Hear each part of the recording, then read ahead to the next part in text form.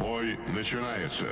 Hello, good people of YouTube. Sealord here, and today we have a live reaction replay. I know it's a CV, but I highly encourage you guys to stick around because of what little information was included with this replay. I'm pretty sure you guys are going to like it, especially since it rotates around a lot of CV on CV violence. So, the subject of today's replay is none other than Upside Down Man himself, Mr. Mayhem. Mr. Mayhem's been around for a while. He's been included in a few of the, well, quite a few videos on the channel, but he hasn't had his own standalone video. He even helped out with some of the cinematic videos. I even put his name the right way up for him so he could read it in the end credits. But he is a filthy CV main. And he's playing one of the filthiest CVs of all time, and that is the Tier 8 Premium Soviet Bias CV, the Chikolov. Now, the Chikolov is, well, oh, is he gonna, okay, I thought he was about to murder that poor DD right there. Chikolov is unique amongst the Soviet CVs because it gets not only the skip bombers, but the normal dive bombers as well. So you can skip bomb to your heart's content, you can dive bomb to your heart's content, but you cannot rocket plane at all. Which is a little interesting because the rocket planes for the Soviet CVs are a source of very good, very consistent damage. And Chikolov doesn't get that. However, the dive bombers here are quite fearsome and they're really good at dealing with DDs because of their small reticle. So, there is that. Does also have the torpedoes as well. And the Chikolov is definitely, probably, I don't know if I would say the strongest Tier 8 CV, but it's definitely up there, for sure. So let's see, he drops a fighter on this poor Shiryatsu here. And Shiryatsu does not have his AA on, that's because DDs oftentimes, their AA range is much longer than their assured detection by air range, so they just leave it off. And yep, here we go. And, oh, that might be a dead Shiryatsu there, and, ooh, almost is. Shiryatsu, I think he got left with, what, a little over 1,000 H? Oh, nope, he's dead. The Edinburgh following that up with a salvo right into the Shiryatsu's hull. But the U-190 rams the Jervis and survives? What? Okay, he's dead. I'm guessing the 190 had his ramming flag on, and the Jervis did not have his ramming flag on there. But the Jervis's depth charge did finish off the submarine. And looks like in chat he perhaps ran into him by mistake. Not sure, he should have been detected. If he, no, he definitely should have detected him. Now, I've seen two submarines ram each other undetected. That's freaking hilarious when it happens. But anyway, Mayhem's gone on. Man, he's just bullying the DDs out of existence, which is what you want to do. You want to get rid of the enemy team's DDs, and ooh, the one-line drop does not cooperate there. You do definitely want to get rid of the enemy team's DDs. That gets rid of the enemy team's eyes, their torpedo screening for their larger ships. So, yeah, it's what you want to do. And right there is another thing that is very common with Soviet CVs. With the skip bombers, they just one-line drop the enemy DDs because most of the times, yeah, the dispersion pattern isn't great, but you're still going to do crazy amounts of alpha to them. But that Anshan was maneuvering in such a way that he did manage to avoid that one-line drop there from Mr. Mayhem. Now, the enemy team, by the way, they've captured 3 of the 4 caps. The friendly team's down 2 ships already. So, let's see what happens here. Turpits getting that line right on the superstructure for those wonderful skip bomber alpha damage. And there we go. 4 hits, 9k, and 2 fires. God, skip bombs are something. It's very funny, too, because skip bombing was a real thing during World War II, but it was an American thing. And guess who gets it? The Germans and the Soviets. Now, the British did obviously use skip bombs to quite the effect in the Dam Busters mission, but again, mostly an American and British thing, and naturally the Germans and the Soviets have it. An Anshan that's sitting kind of still. Now, the Soviet torpedoes, they're very slow, and they take quite some time to arm, but their grouping is exceptionally tight. Looks like he is going after the Anshan with them. This is interesting to see what happens here. Maybe he's just trying to get him to move? Maybe, let's see. He did give him quite a bit of lead time there for the Enchant to slap W and potentially sail into the arming range of the torpedoes. Actually, outside the arming range, so into the danger zone. It looks like it didn't work there. So the Enchant, he's going for him again. Dumping some torpedoes at the friendly North Carolina. Looks like in the east, the friendly team has just absolutely disintegrated. And oh, there goes the Enchant torps. Those look like they're going to miss the North Carolina for now, at least. Yeah, just a friendly U-190 left out east. Alright, so let's see. He's going to finish off this destroyer with his bombs. Nope. The Alabama picks it up there, the friendly Alabama. The Alabama, in fact, in a division with Mr. Mayhem, picks it up there. There's, however, an Atlantico out there, all by his lonesome, that could use some dive bombing love. Looks like he's going to get it. Alright, and he got 3 planes left out of all that. Yep, pretty good hit there. 1 hit and 1 fire. So, I mean, hey, from 1 bomb connecting, that's not a bad deal right there, fellas. So, sit rep, not good. 4 friendly ships down to 3 enemy ships down, and 2 friendly BBs, 1 cruiser, and 1 destroyer down. However, 2 enemy DDs are down at least. So they got that going for him. And Mayhem's going after the next DD. Man, he is going after these DDs like they have personally wronged him in their previous life. And there goes the lone U-190 that was holding on to the east out there. Let's see, is this going to connect? Ooh, maybe. Nice. Right on the nose for 1 connection there. And let's see, he's setting his autopilot. We can't see where his autopilot is going because, yeah, replay. Why would we be able to do that in the replay, you know? And situation does not look good. That Tirpitz is probably about to go down. I'm sure he's being farmed by everyone and their mother here on the eastern flank. Out west, the team's not really making too much progress, but I mean, they really can't because they're being chased down out in the east. Looks like the friendly kid and the Alabama that are in a division with Mayhem are coming back out east to stop this push around. So trying to prevent them from being surrounded by the enemy team. So let's see, he's launching his torpedo planes now. Probably going to go dump them in that smoke just to hope that the enemy Cossack does hit one. Or, hey, look, he's out of the smoke now. So I'm very interested to see why what he's trying to do here with these torpedoes.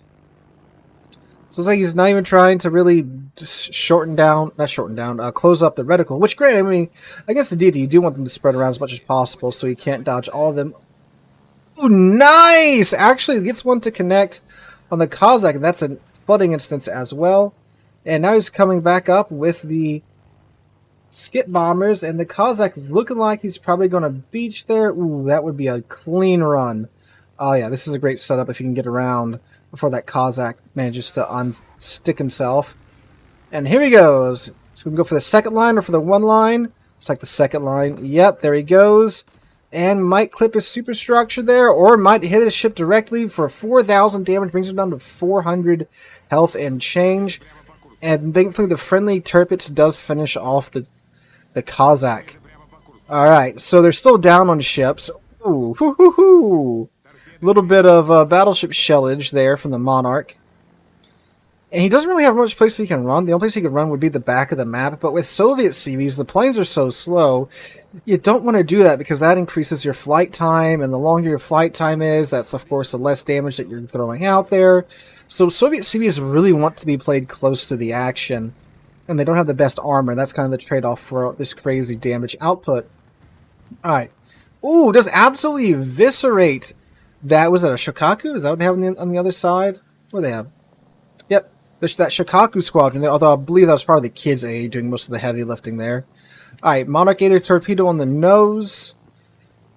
And, oof. You got a Monarch and a Kansas pushing down this side with a Salmon still up. And out west you have a Chappie, a Tirpitz, Atlantico, and a Zara.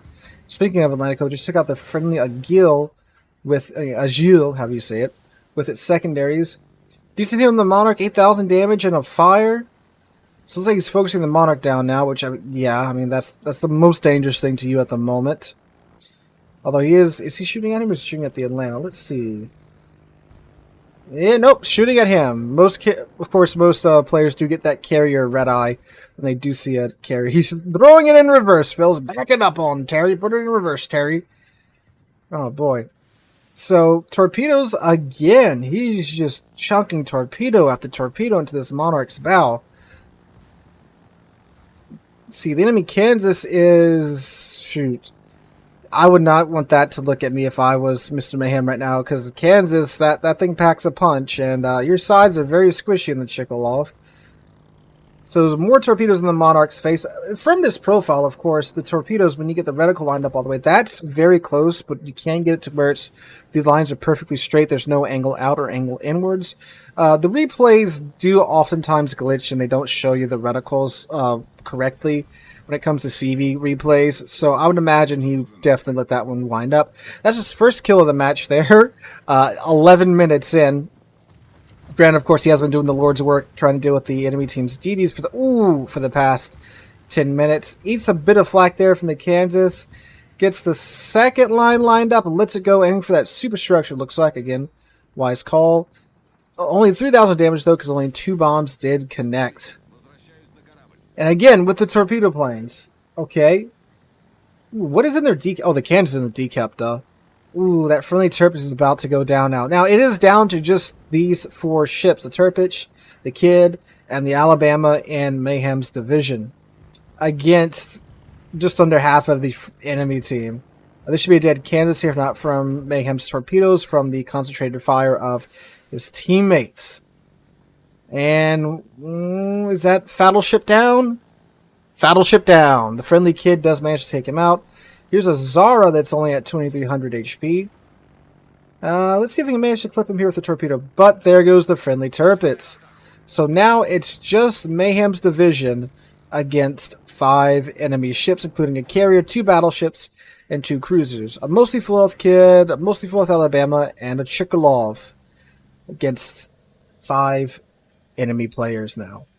Now, granted, they do have a destroyer, where the enemy team does not have a destroyer. Okay, cool. So the Alabama ST got the Zara down. So they have the destroyer advantage, so they can get some actual spotting, but they still have an enemy CV to deal with, so I don't think spotting is going to be that much of an issue. So it's a sticky situation. They're down by points, too, by almost 300 points at this moment. Okay, here's a Turpitz, half-health Turpitz here. Gets the... I don't know if that's going to hit. It might hit in between the bounce of the superstructure. Ah, yeah, there it goes. 4 hits and 2 fires. Ooh, Atlantico is still up, and his secondaries are going.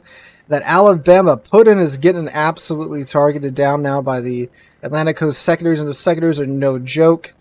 I mean, you have cruiser caliber guns as your secondary guns. Heavy cruiser caliber guns as your secondary guns. I should clarify there. The Atlantico. So again, more of the torpedoes. So a lot of these ships are, of course, pushing into them, so you have these torpedoes with this really tight spread. That's ideally what you want to use, of course. So let's see, Alabama, 16-inch to the Atlantico's face, bounces most of it, takes a couple of overpins. But the Chickalov torpedoes, those do a little bit more damage there. Get them down to 31,000 HP. Kid's going for the sea cap. There's a Chappie over there, so the Kid's probably getting radared right about now. Atlantico is flooding. Mayhem's focusing him down again with the torpedoes. And the Alabama ST is doing his best to be a god strongest face tanker here at the moment. But again, against the Atlantico secondaries, that's only so much time you can do that for. So yeah, Kids looks like he's being shot at from the Turpits. Mayhem gets a couple more torpedo hits on the Atlantico. Try to see how well that Kid's going. It looks like he keeps getting reset, so I don't know. I mean, he's doing his best, absolutely, in the situation that he's in, but against the radar ship, you're in a D, there's only so much you can do. Alright, so there's the Kid down. I'm sorry, there's the Alabama down. Drops his most recent set of skip bombers on the Atlantico. Oof. Only 1 pin, 3 non-pins. The Kid is still up for the moment, but again, I don't know what health he's at, but I can tell he keeps getting reset because of the cap progress getting reset. Some more torpedoes for the Atlantico. The Atlantico could have some torpedoes as a treat. Seems to be Mayhem's motto at this moment. Ooh, does get a ricochet off of his flight deck. Those new ricochet animations are so cool. They're down by almost 400 points at this moment. There's high caliber from Mr. Mayhem. Ah, man. Atlantico going face into him. It's like he is flooding. He should get him here with this flight of skip bombers if he just has a halfway decent connections. And there we go. There's a dead Atlantico. 5 minutes left to sink 3 ships. Kid's still fairly healthy, though. That surprises me. Man, he's being a quite annoying little DD out there. Now, do keep in mind, too, all the enemy team really has to do is live at this point. I mean, they're up by 300 points. Let's see what the Turpix is going to do. They're probably going to...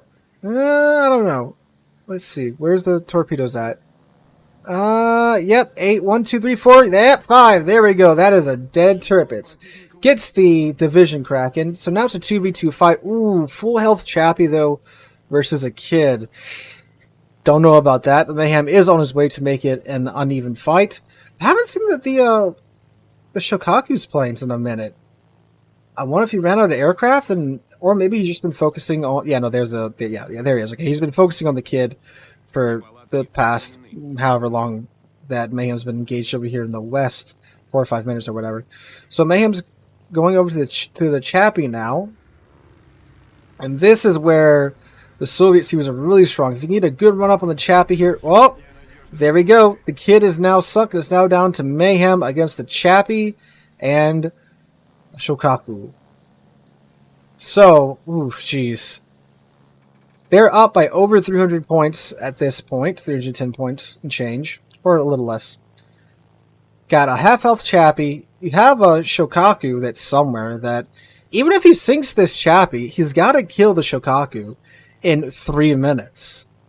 So he's got to deal with this Chappie and sink the Shokaku, because there's no way he can get the caps at all. I mean, there's just not enough time.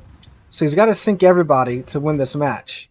We'll sink both remaining ships. He has 905 points left up in the red team. 2 pins into the Chappie and a fire. He's sending out the dive bombers now. I mean, he's got to get a pretty good roll here. He doesn't have too many of these flights left in him with the tick rate at this point. Although if he can into the B cap, that will, of course, contest the caps and buy him a little bit more time. But he still has to, again, sink the Shokaku before that timer gets to 1,000, or before the clock goes down to 241. All right, diving on the Chappie. Chappie's turning hard. And,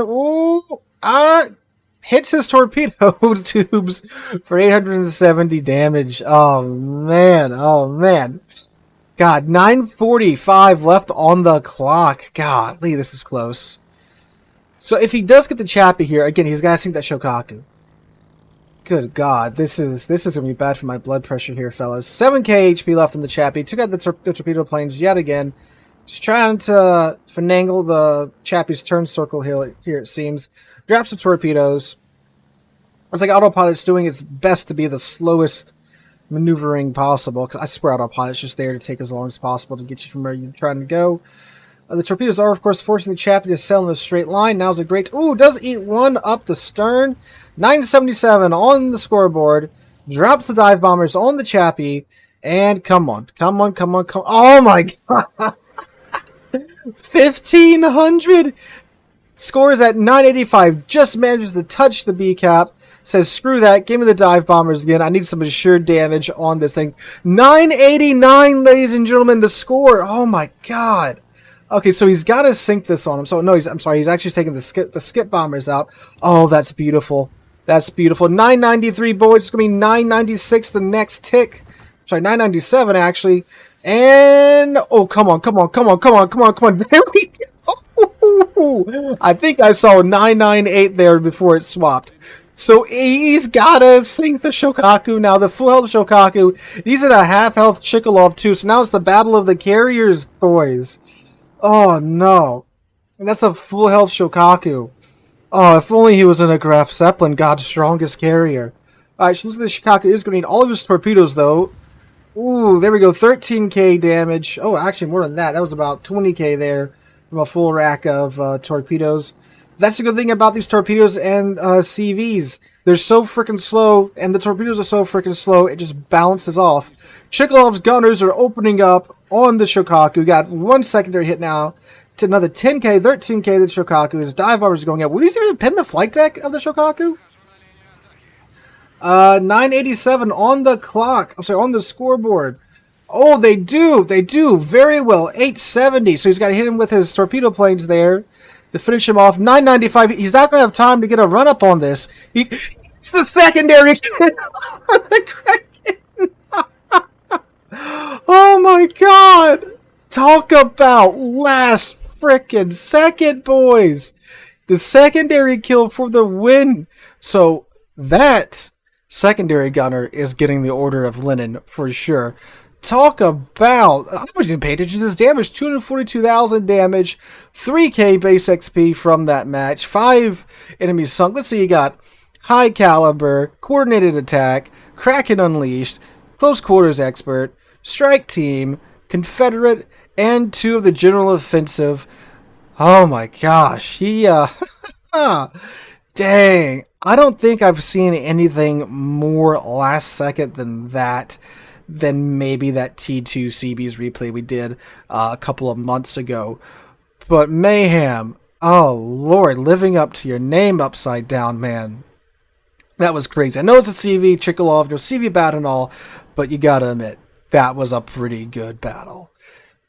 It wasn't a one side walking over the other side for most of the match, like so many matches are now. A proper close battle, down to the wire, a fun one for sure. So, Mayhem, thank you so much for sending that in. He got 2 million credits for that too. Look at that. Dang, rolling in the dough.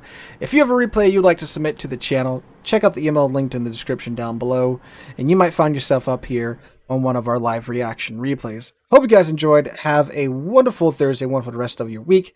Hope to catch you guys in the next one.